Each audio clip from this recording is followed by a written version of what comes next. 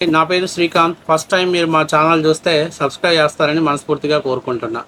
ఇక విషయంలోకి వెళ్తే కొడాలి నానికి మ్యూజిక్ స్టార్ట్ అయింది.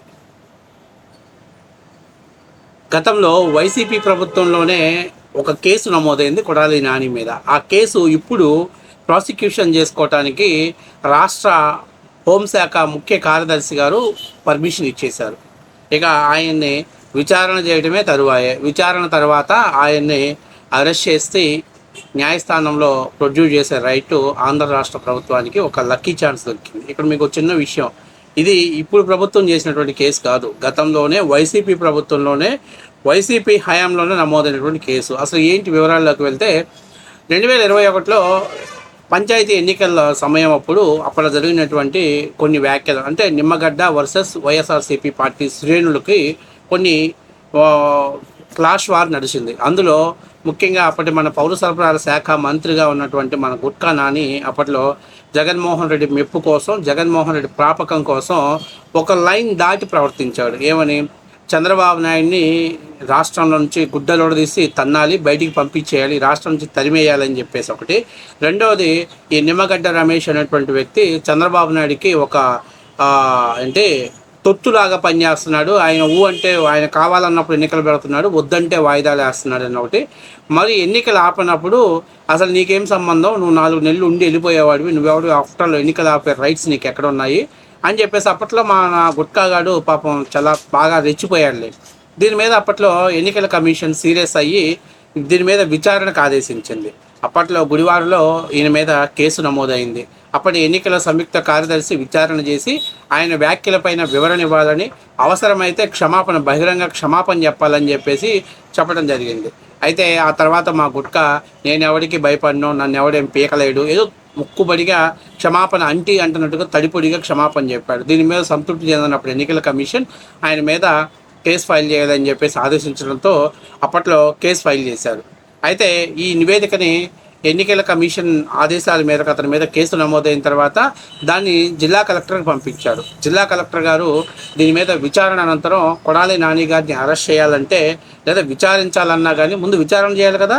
విచారణ చేయాలంటే అప్పుడు పౌర సరఫరాల శాఖ మంత్రిగా ఉన్నాడు కాబట్టి ఖచ్చితంగా ఆయన్ని విచారించడం ప్రభుత్వం అనుమతి ఇవ్వాలి. అలాగే అతన్ని ఒకవేళ అరెస్ట్ చేయాల్సి వస్తే రాష్ట్రపతి ఆయన పర్మిషన్ తీసుకుని కానీ అతను విచారణ అరెస్ట్ చేయడం సాధ్యం కాదు.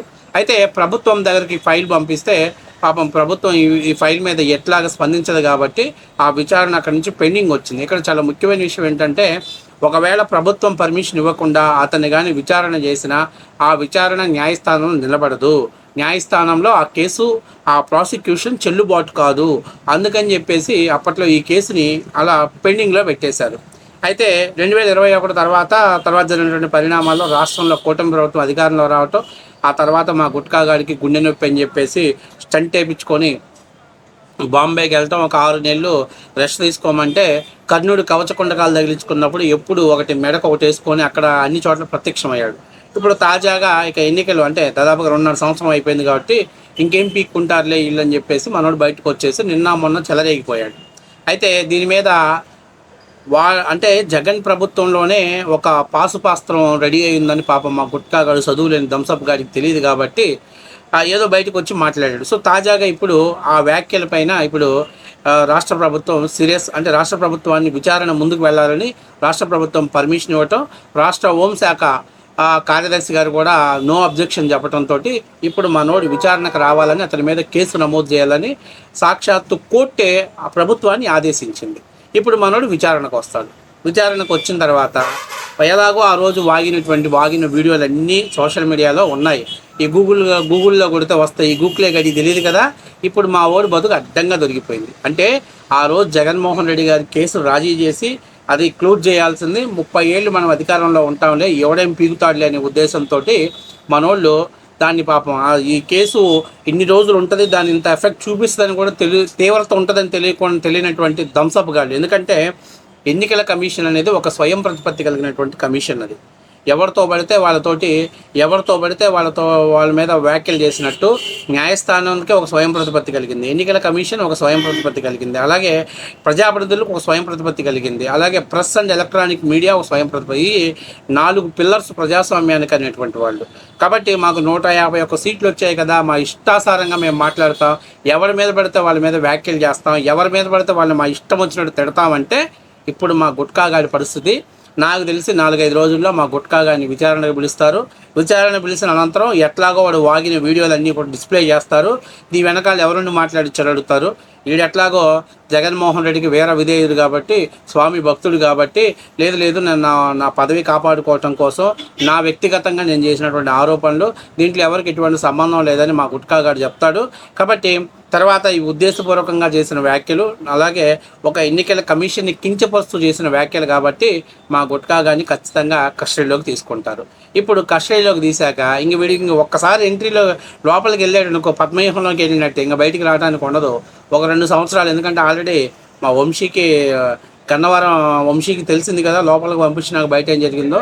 కాబట్టి అట్లాగే మొత్తం తదుపరి కేసులన్నీ కూడా రెడీ చేసి వారంటీ పిటిషన్స్ రిలీజ్ చేస్తూనే ఉంటారు. కాకపోతే ఇక్కడ చాలా ముఖ్యమైన విషయం ఏంటంటే, మామూలుగా ఎవరైనా ఈ వల్లభనేని వంశీ లాంటి వాళ్ళ మీద ఈ ప్రభుత్వం కేసు పెట్టింది, కానీ మా గుట్కా గాడికి వాడి దరిద్రం బాగలేక వాడు గత ప్రభుత్వంలో పెట్టినటువంటి కేసు, గత ప్రభుత్వంలో లైట్గా తీసుకున్నటువంటి కేసు ఇలా మనోడికి యమపాసన తగిలింది. ఇప్పుడు ఇది వాస్తవ విషయం. అయితే ఇక్కడ చాలా ముఖ్యమైన విషయం ఏంటంటే, ఒక ఎన్నికల కమిషన్, ఒక స్వయం ప్రతిపత్తి కలిగిన ఎన్నికల కమిషన్లో పనిచేసినటువంటి కమిషన్ ఎన్నికల కమిషన్ కూడా తను చెప్పినట్టు వినలేదని తనకి కులాన్ని ఆపాదించడం చాలా దుర్మార్గమైనటువంటి విషయం. ఎందుకంటే ఒక స్వయం ప్రతిపత్తి కలిగినటువంటి ఎన్నికల కమిషన్, అలాంటి కమిషన్ మీద కూడా కులం ఆపాదించారు. ఇక తర్వాత నెక్స్ట్ దీంట్లో మ్యూజిక్ స్టార్ట్ అయ్యేది మా పేరుని నానికే. తర్వాత మన అక్కడ ఉన్నాడు కదా ఎవరు, తమ్మినేని సీతారాం. అప్పుడు ఆయన ఒక ప్రథమ పౌరుడు స్పీకర్ స్థానంలో ఉండి ఆయన ఒక లఫుట్గా మాట్లాడటం జరిగింది. అది కరోనా కమ్మ వైరస్ అని చెప్పి మాట్లాడాడు. అంబటి రాంబాబు కూడా అదే మాట్లాడాడు. సో ప్రస్తుతానికైతే ఆ రోజు క్షమాపణ చెప్పి రాజీ చేసుకుంటే పోయే కేసుని అధికార బలుపుతోటి నేను అధికారంలో ఉంటాం, మమ్మల్ని ఎవడేం పీకుతాలే, ఇవన్నీ మాకు చిటికిని వేలుతోటి చింపేస్తా, కొట్టేస్తా, లేపేస్తానని ఏళ్ళేసిన కొడాలి నానిగారికి ఇప్పుడు గట్టిగా ఉచ్చు మెడక తగులుకుంది. అయితే తెలుగుదేశం పార్టీ కార్యకర్తలు ఏమంటున్నారంటే, అరెస్ట్ అయ్యేలోపు చంద్రబాబు నాయుడు గారు బూట్లు దుడిసి ఇచ్చిన మాట నెరవేర్చుకో కొడాలి నాని అని చెప్పి సోషల్ మీడియాలో పెద్ద ఎత్తున సెటైర్లు వేస్తున్నారు. అసలు ఏది ఏమైనా అరెస్ట్ అవుతాడా లేదా, విచారణ సాగిద్దా లేదా అనేది వెయిట్ అండ్ సీ. కానీ ఖచ్చితంగా మాత్రం ప్రభుత్వం అప్పటి నిమ్మగడ్డ రమేష్ గారి మీద, ఎలక్షన్ కమిషన్ మీద చేసిన వ్యాఖ్యలు చాలా హేమాయమైనటువంటి వ్యాఖ్యలు, చాలా జుబుత్సాకరమైనటువంటి వ్యాఖ్యలు. ఎందుకంటే చంద్రబాబు నాయుడు అంటే అది వేరే లెక్కలో వెళ్ళిపోయింది. చంద్రబాబు నాయుడు అన్న మాటలు ఇంక మనం చెప్పాల్సిన పల్లె, మీ నాయన ఖర్జూరపు నాయుడా, లేకపోతే మైండ్ పోయింది, మెంటల్ వాడు, అది ఇది ఏదో మాట్లాడు, అవన్నీ పక్కన పెడితే అసలు వాళ్ళకి సంబంధం లేనటువంటి ఒక స్వయం ప్రతిపత్తి కలిగిన సంస్థల మీద వ్యాఖ్యలు చేసినందుకు నిజంగా అసలు జగన్మోహన్ రెడ్డి ఒక రకంగా కొడాలి నాని జీవితాన్ని నాశనం చేశాడు. ఎందుకంటే ఆ కేసు అయింది కదా, ఆ కేసు అయిన తర్వాత ఆల్రెడీ తర్వాత ఎలక్షన్స్లో వాళ్ళు ఎలాగో చిన్నగా కాంప్రమైజ్ అయ్యారు కదా, మరి కాంప్రమైజ్ అయినప్పుడు ఆ కొడాలి నానిగారి కేసు కూడా తీసేపియాలి కదా, ఏముందులే అని చెప్పి వదిలేశారు. అది అడుగును పడింది. ఇవాళ అస్త్రానికి సానబెట్టేసి ఇవాళ కూటమి దాని మీద ఎక్కుపెట్టింది. ఇవాళ ఒకవేళ వీళ్ళు వచ్చి లేదు కొడాలి నాని మీద కేసు పెట్టారని, ఎప్పుడు పెట్టారు కేసు? అది 2021లో. 2021లో ఎప్పుడు? ఫిబ్రవరిలో అతను వ్యాఖ్యలు చేశాడు. ఫిబ్రవరి 16న అతని మీద కేసు నమోదైంది. ఫిబ్రవరి 16 తర్వాత కలెక్టర్ నివేదిక పంపించారు. కలెక్టర్ నివేదికలో ఏం చెప్పారు? వ్యాఖ్యలు చేసిన మాట అయితే వాస్తవమే, కానీ అది చాలా సీరియస్ అయినటువంటి వ్యాఖ్యలు. కానీ అతను విచారణ చేయాలంటే రాష్ట్ర ప్రభుత్వం అనుమతి కావాలి. కానీ రాష్ట్ర ప్రభుత్వం అప్పుడు అనుమతి ఇవ్వనప్పుడు దాని కేసు రాజీ చేసుకోవాలి కదా, కానీ రాజీ చేయకుండా అలా వదిలేశారు. అది ఇప్పుడు అలాగే పెండింగ్ పెట్టుకొని నుంచి ఇలా దాన్ని బయటికి తీశారు. ఇలా ఎవరు ఆదేశించారు? కోర్టు ఆదేశించింది. ఏమని? గౌరవమైన కోర్టు ఏం చెప్పింది? ప్రభుత్వం ఎందుకు దాని మీద నిర్లక్ష్యం వహిస్తున్నారు, ముందు ఆ ప్రాసిక్యూషన్ ఏదో మొదలు పెట్టండి, అతను విచారణకు పిలుస్తారా లేదా అని చెప్పి కోర్టు హోంశాఖ కార్యదర్శిని ఆదేశించింది. హోంశాఖ కార్యదర్శి అదేంటి, ఆఫ్టర్ ఆల్ అతను ఒక ఎమ్మెల్యే కాదు, ఎక్స్ మినిస్టర్, కాబట్టి ప్రొసీడింగ్స్ ఇచ్చేసింది. కాబట్టి గత ప్రభుత్వంలో అవగాహన లేకుండా వదిలిపెట్టినటువంటి కేసు ఇవాళ కొడాలి నాని మెడక చుట్టుకుంది. ఇక మా గుట్కా గారిని గుడివార వీధుల్లో ఊరేగించడమే పెండింగ్ ఉంది. All the best gutka.